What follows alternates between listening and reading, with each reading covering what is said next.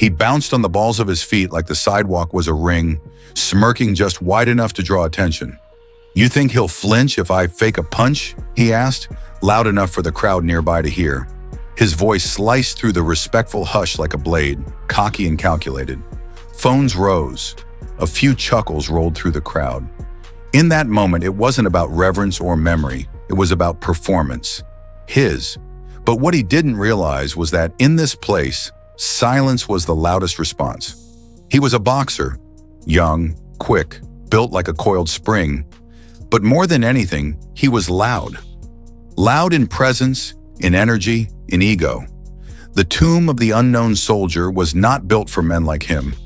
This place was sacred, white marble, endless silence, a guard in perfect stillness with rifle at his shoulder. While others stood reverent, he saw it as a challenge, not a ceremony. His sneakers tapped the edge of the walkway. The guard remained motionless, unaffected, but the boxer was just getting warmed up. This wasn't respect, it was a setup. He wanted a reaction. He wanted the moment to bend to him. He stepped closer, crossing the invisible line that every American knows not to breach. The hush among the watchers turned sharper. "He's not really going to do it," someone whispered. But he did.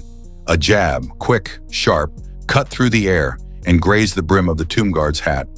It wasn't a full punch, but it wasn't an accident either. It was enough.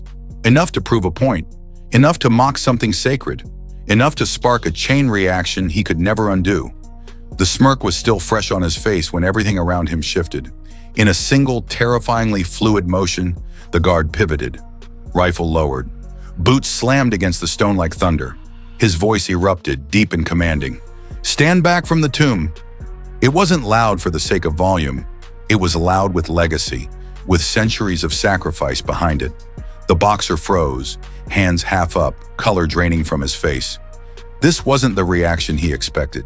The guard didn't pursue. He didn't escalate. He took 3 deliberate steps forward, then returned to his post. Not to punish, but to restore order. One move, one voice, and the lesson had begun. Then came the others.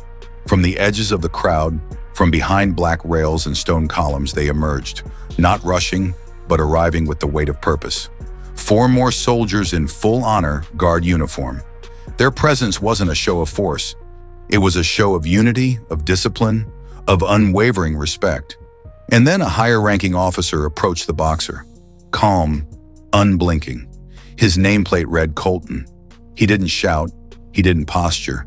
He simply stood there, built from years of command, his voice iron-wrapped silk. "You just struck a member of the 3rd U.S. Infantry Regiment," he said, with the weight of granite. "In front of veterans, in front of civilians, in front of the tomb that honors every American who never made it home." The boxer tried to explain, fumbling with words. "It wasn't like that." But Colton cut through gently. "You touched a soldier during his sacred post," he said. "You thought he was a prop, a mannequin. You thought this moment was about you, but let me tell you what you didn't see." And then the story shifted. Colton's voice didn't rise, but it landed like a hammer. That guard stood motionless in 100-degree heat. He stood there in freezing rain, through injury, through exhaustion, because every second of that silence is a promise. To remember the nameless, the fallen, the forgotten. To honor those who gave everything and got nothing in return. The boxer didn't bounce anymore. His fists were lowered. His feet were flat. He looked like a boy, caught in the fire he'd started, now unable to escape the burn.